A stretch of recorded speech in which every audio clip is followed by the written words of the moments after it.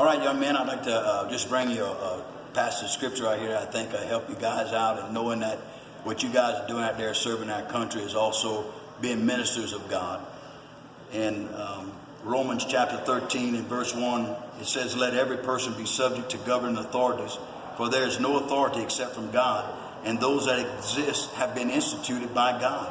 Therefore, whoever resists the authorities resists what God has appointed, and those who resist will incur judgment. For rulers are not a terror to good conduct, but to bad. Would you have fear of the one who is in authority?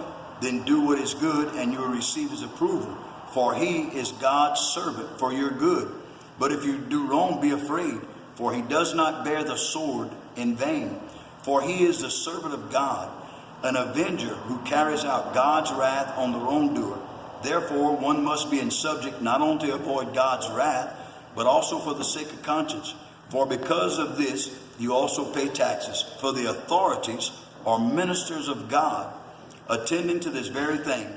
Pay to all what is owed to them, taxes to whom taxes are owed, revenue to whom revenue is owed, respect to whom respect is owed, and honor to whom honor is owed." God is the one who sets up all authority and all power. And God has set up the authority and power over this nation. And God has made you ministers of that authority and power to carry out his judgment and to carry out his wrath on the wrongdoers. God has to have order, and there has to be order. And God has appointed men and women to withhold this order and to carry out that order. And these authorities and the authority that you're under and the position that you're in is a position that God has ordained. And God has ordained this authority, and God has ordained you to be in that place of authority. And you are God's ministers. Those that are executing the authority, the policemen, the military, you are all executing God's authority. You've been placed there by him. The institution was set up by him, and know that you're in God's place. It's been instituted by him, and you're there doing what God has ordained you and called you to do.